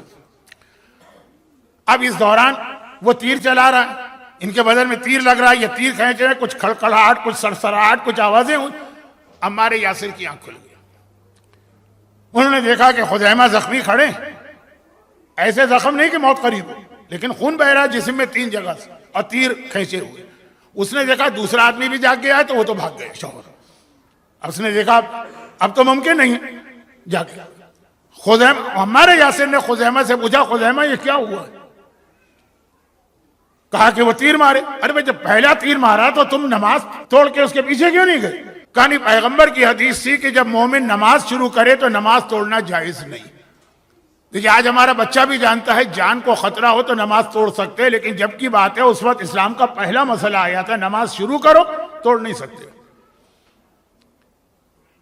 تو کہا اچھا تو پھر یہ تھا کہ ذرا میں تمہارے قریبی تھا نا، تمہارے قریب تھا، نماز میں ہی مجھے ہلا دیتے یا پیر سے ذرا سا ٹھوکر مار دیتے، میں جاگ جاتا۔ کہا پیغمبر کی دوسری حدیث تھی کہ کوئی مومن جب تک کہ مجبوری نہ ہو دوسرے مومن کو کسی زحمت و تکلیف میں نہ ڈالے۔ میں نے سوچا کہ یہ تیر مجھے خالی زخمی کر رہے ہیں، میری موت کا سبب تو نہیں بن رہے، میں تمہاری نیند کیوں خراب کروں؟ مومن کا حق بچانے کے لیے میں نے تیر کھائے اور اپنی نماز نہیں توڑی، نہ تمہیں بیدار کیا۔ مومن کا حق کس کے کہنے پر؟ اب ہمارے یاسر سے کوئی گہری دوستی نہیں ہے ان کی۔ پیغمبر نے کہا کہ مومن کو بے آرام نہ کرو، کہا تیر کھا لوں گا اس کو بے آرام نہیں کروں گا۔ نماز نہ توڑو، کہا تیر کھا لوں گا لیکن نماز کو نہیں توڑوں گا۔ یہ اللہ کا رسول یہ اطاعت چاہتا ہے۔ یہاں ہم تو ایک برگر کے اوپر اپنا ایمان بیچ دیتے ہیں۔ الحمدللہ آسٹریلیا میں حلال چیزیں بہت ملنے لگی، اگر نہیں ملتی تو میں دیکھتا کتنے لوگ اپنے بچوں کے سامنے ریزسٹ کرتے، لیکن کتنے پرسنٹ کی بات ہو رہی ہے۔ مسئلہ یہاں کا یہ نہیں ہے کہ وہ حلال چیزیں ملنے لگی ہیں تو آپ کے بچوں کو نہ پیزا کی خواہش ہے نہ برگر کی خواہش ہے، جو نہیں ہے حلال اس میں آپ کیا کریں؟ جیسے مولا کا ایک جملہ ہے نا نہج البلاغہ کے آخر میں کہ بہت سے لوگوں کی مجبوری ان کو متقی بنا دیتی۔ اندھا آدمی کہے کہ الحمدللہ میں نے آج تک کسی نامحرم کو دیکھا ہی نہیں۔ تم دیکھ کے دکھاؤ تو صحیح، تمہاری تو آنکھیں ہی نہیں ہیں۔ تمہارا کمال یہ نہیں ہے کہ تم نے نہیں دیکھا، تمہارا کمال ایک کان ہے نا، یہ کہو میں نے آج تک گانا نہیں سنا۔ بہرا آدمی کہے کہ آج تک میں نے گانا نہیں سنا، یہ تمہارا کمال نہیں ہے، تمہارا کمال ہے تمہاری جو زبان۔ ہمارے یو پی میں عورتیں اس کو للو کہتی ہیں، جو تمہاری للو چل رہی ہے نا اس سے کسی کی غیبت نہ نکلے۔ تو جو آپ کے اختیار میں مثلا یہاں حلال چیزیں مل رہی ہیں اس لیے آپ کے بچوں کو وہ مسئلہ نہیں ہے جو امریکہ میں ہے، بہت بڑا مسئلہ، تڑپتے ہیں بچے ہیں وہاں پہ، ریزسٹ کرنے والے، جہاد کرنے والے بچے ہیں، والدین کو روک دیتے ہیں۔ لیکن کتنے پرسنٹ آپ کہے کہ یہاں آپ کے بچے گانا نہ سننے پائیں، یہاں ہے کہ آپ کے بچے ویڈیو گیمز کے اندر ایسے گیم نہ کھیلنے پائیں جو شرعاً حرام، یہاں یہ ہے کہ آپ کے بچے نماز نہ قضا کرنے پائیں۔ بچے تو میں صرف اس لیے کہہ رہا ہوں کہ بچے ہیں نہیں، اصل میں تو پیغام آپ کے لیے۔ تو خلاصہ یہ کہ قرآن کہہ رہا ہے کہ عرش الہی پر رہنے والا ہمارا نوری بندہ فرش سے زمین پر آیا اس لیے تاکہ تم سے اللہ کی اطاعت کروائے. تو اگر اطاعت کی تو تم نے 17 ربیع الاول کا حق ادا کیا.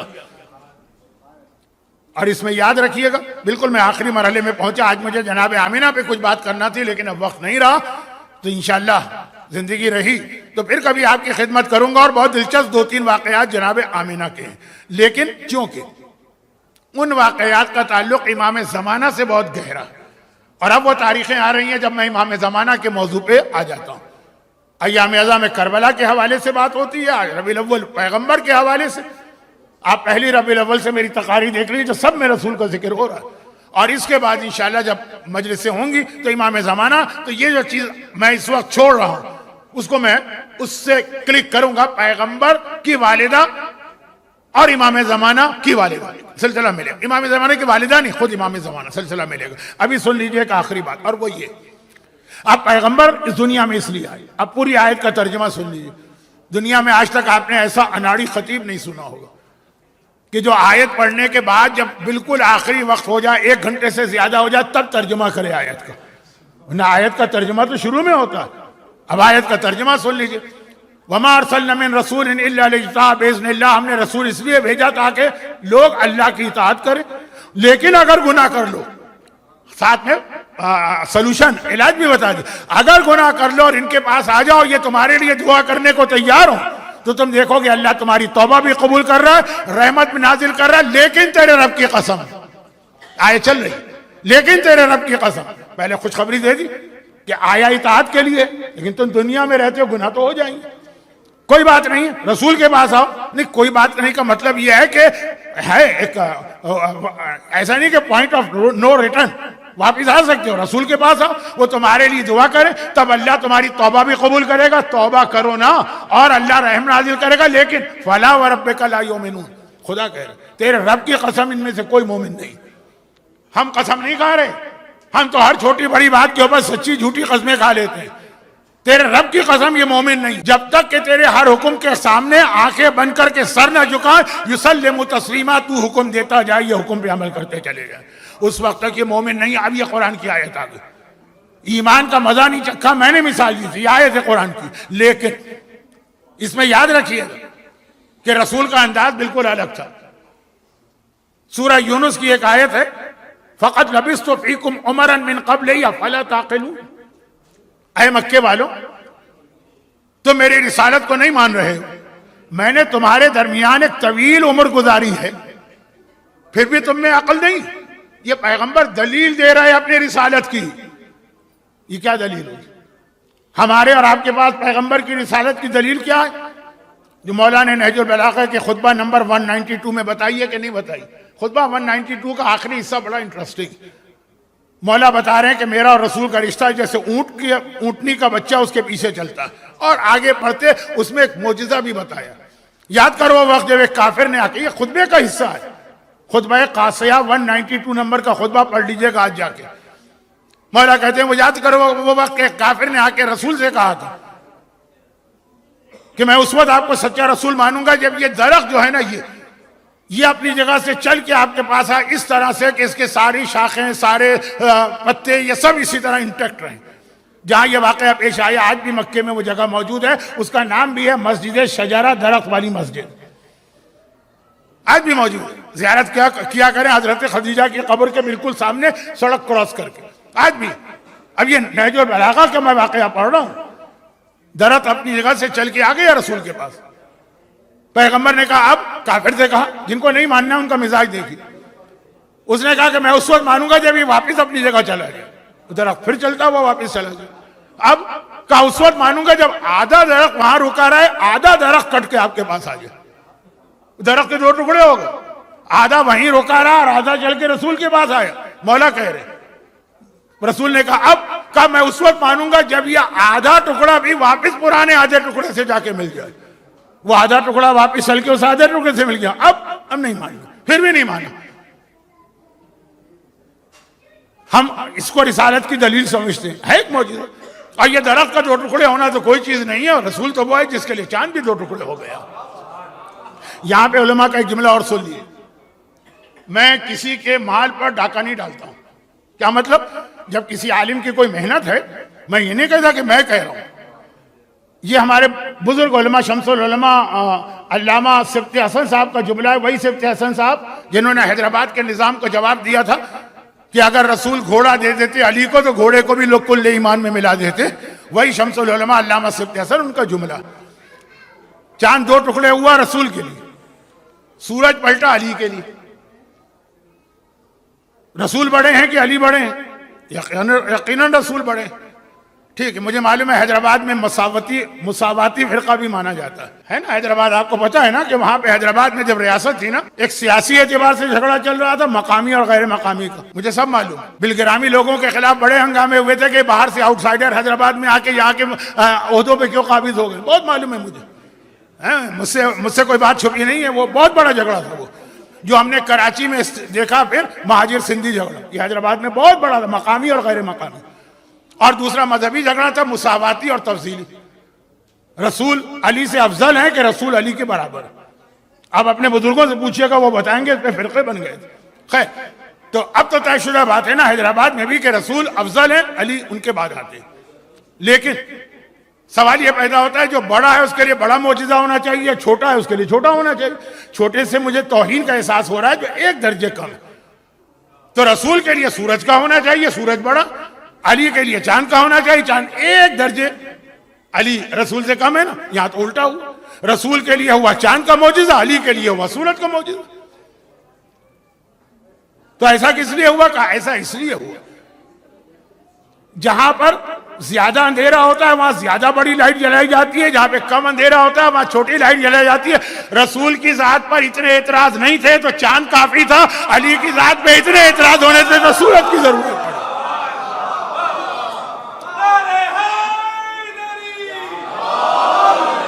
وہاں سورج کی ضرورت پڑی علی کے لیے۔ تو خیر یہ تو ضمنی بات آ گئی کہ ہم اور آپ تو ایمان رسالت کے لیے دلیل کیا سمجھتے ہیں؟ رسالت کے لیے دلیل سمجھتے ہیں چاند کا دو ٹکڑا ہونا ہے ایک دلیل، درخت کا چلنا ہے ایک دلیل، سنگریزوں کا تسبیح پڑھنا ہے ایک دلیل، بکری کا انسانی آواز میں گواہی دینا ہے ایک دلیل۔ میں نے ایک دفعہ گنا تھا، علامہ مجلسی نے 4445 یا اتنے ہی معجزے لکھے رسول کے، 4500 سے زیادہ ایک عالم نے لکھے، تو معجزے ہی معجزے ہیں۔ لیکن رسول اپنی دلیل کیا پیش کر رہے ہیں کہ فقط لبثت فیکم عمرا من قبلہ افلا تعقلون، میں نے تمہارے درمیان اتنی عمر گزاری ہے، ابھی بھی تمہارے پاس عقل نہیں ہے کہ مجھ پر اعتراض کرتے ہو۔ یہ دلیل پیش کر رہے ہیں کہ 40 سال میں تمہارے درمیان رہا، میرے کردار میں کوئی کمی دیکھی، کوئی خامی دیکھی، کوئی خرابی دیکھی، کوئی کجی دیکھی، آج تک میں نے کوئی غلط بیانی کی، آج تک میں نے کوئی غلط عمل کیا؟ 40 سال مجھے دیکھنے کے بعد آج تم سمجھ رہے ہو کہ میں غلط بات کر رہا ہوں؟ اپنی 40 سال کی زندگی کو جو ہم اور آپ تقاضا قرآن کر رہے اطاعت کرو، رسول 40 سال اعلان رسالت سے پہلے اطاعت کر کے اسے بحیثیت دلیل پیش کر رہے ہیں۔ یاد رکھیے، جو زبان کا سچا ہو اسے صادق کہتے ہیں، جو پورے کردار کا سچا ہو اسے امین کہتے ہیں۔ پیغمبر نے اپنی رسالت کے لیے اپنے کردار کو پیش کیا، کہا امین۔ اور یہاں پر مولا کا ایک واقعہ سن لیجئے اور اس پر بات ختم کرتا ہوں۔ شب ہجرت، مولا بستر پہ لیٹے ہیں، رسول گئے، اگلے دن صبح ہجرت آئی۔ آپ نے دو ہی باتیں سنی ہیں اگلے دن کی۔ نمبر 1، جب یہ قریش مکہ داخل ہوئے، بلکہ قریش مکہ کیا، مکہ کے 14 قبیلے تھے نا، سب کا ایک ایک آدمی پیغمبر کا گھیرے میں لیے ہوئے تھے، وہ سب آئے، اے علی، رسول کہاں؟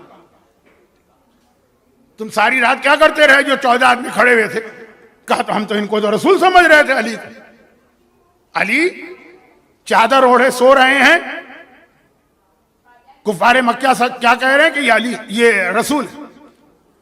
ایک حدیث آپ علامہ مجلسی سے لیجئے، ایک حدیث آپ صحیح بخاری میں حضرت عائشہ سے لیجئے۔ پیغمبر کے دادا حضرت عبد المطلب کی پیشانی میں جب نور رسول آیا نا، اور وہ جا رہے تھے ایک جگہ بچپنے میں ماں کے ساتھ، اپنی ماں کے ساتھ، عبد المطلب کی بات کر رہا ہوں، یعنی پیغمبر کی پردادی جناب ہاشم کی بیوہ سلمہ، تو ڈاکوؤں نے حملہ کیا، ڈاکوؤں نے نہیں، یہودیوں نے۔ رات کا وقت ہے، اندھیرا ہے، وہ اپنے بیٹے کو بچانا چاہتی ہے، انہوں نے اب پیشانی پہ نور ہے، پیشانی پہ انہوں نے ایک پردہ ڈالا، نور اس سے نکلا، انہوں نے دوسری چادر ڈالی، نور اس سے نکلا، انہوں نے تیسری چادر ڈالی، نور اس سے نکلا. یہ عبد المطلب کی بات ہے، ابھی رسول کی بات نہیں ہو رہی ہے. تین تین چادریں ڈالی، نور چھن چھن کے آ رہا، چھن چھن کے آ رہا. انہوں نے کہا سلمہ نے بیٹا تیرے پیشانی کا نور تو ہمیں ان یہودیوں کے ہاتھوں میں گرفتار کرا دے گا، یہ ہمیں شہید کر دیں گے. پھر اس وقت جناب سلمہ کا میکے والے 4000 آدمی مدینے سے نکل کے آ گئے. 4000 سے میں زیادہ کہہ گیا، کم تھے، وہ آ گئے. یہ عبد المطلب دادا تو پیغمبر، یہ تو علامہ مجلسی نے لکھا. اور ادھر آئیے صحیح بخاری، حضرت عائشہ کہتی ہے رسول کے چہرے سے اتنا نور نکلتا تھا کہ رات کے اندھیرے میں اگر زمین پہ سوئی گر جاتی تھی تو ہم پیغمبر کے نور کی روشنی میں سوئی ڈھونڈ لیتے تھے. اندھیرے میں، اس زمانے میں لائٹ نہیں ہے، لائٹ نہیں، ڈھونڈ لیتے تھے، سوئی ڈھونڈ لیتے تھے. تو یہ نور رسالت اتنا، اب ساری رات علی چادر اوڑھ کے لیٹے ہیں، رسول کا نور ایسا ہے کہ سب دیکھ لیتے ہیں. تو آخر انہوں نے کیوں نہ پہچانا کہ یہ نور آنا بند ہو گیا؟ بند نہیں ہوا، جتنا رسول کا نور تھا اتنا ہی علی کے چہرے سے نور ظاہر ہوا.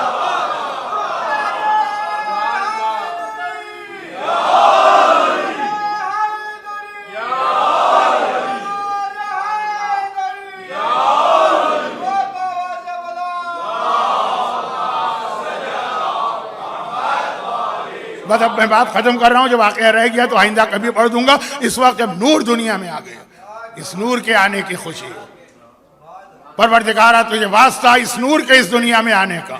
جو صاحبان ایمان آج کی اس محفل میں جمع ہیں، مرد اور عورتیں، اس نور رسالت کی آمد کی خوشی میں ان کے سارے گناہوں کو معاف کر دے. اگر کوئی گناہ ہے، اور اے خدا اگر ہمارے مرحومین، بادشاہوں کا طریقہ ہے نا کہ خوشی کے موقع پہ قیدیوں کو رہا کرتے ہیں، اگر ہمارے مرحوم کسی قید عذاب میں اگر مبتلا ہیں، خدا بندہ اس خوشی میں ان کو اس قید سے آزاد کر دے. جو بیماری میں مبتلا ہیں، اس قید بیماری سے ان کو آزاد کر دے. جنہیں رزق کا کوئی مسئلہ ہے، ان کو اس پریشانی سے آزاد کر دے. جنہیں اولاد کا کوئی مسئلہ ہے، بے حق محمد و آل محمد، ان کے اس مسئلے کو حل کر دے. خدا بندہ جنہوں نے جشن کی یہ خوبصورت محفل سجائی، مور کی طرح سے صرف مور کے پیر بدصورت ہوتے ہیں، باقی جسم خوبصورت. تقریر بہت اچھی تھی، نہیں تقریب بہت اچھی تھی سوائے تقریر کے. خدا بندہ جنہوں نے یہ نورانی محفل سجائی ہے، ان کو اور ان کے خانوادے کو دنیا اور آخرت کی ساری خوشیاں نصیب فرما. خدا بندہ ہمیں ایسا بنا لے کہ رسول و آل رسول ہم سے راضی اور خوش ہو جائیں. اور خدا بندہ اس جشن کی خوشی کو دوبالا کرنے کے لیے وارث رسول، جانشین رسول، فرزند رسول، اپنی آخری حجت امام زمانہ کو جلد از جلد ظاہر. ربنا تقبل منا انک انت السمیع العلیم. میں نے پوری مجلس میں آپ سے کوئی توقع نہیں کی تھی، آخر میں بس ایک تحفہ بآواز بلند درود بھیج دیں محمد و آل محمد.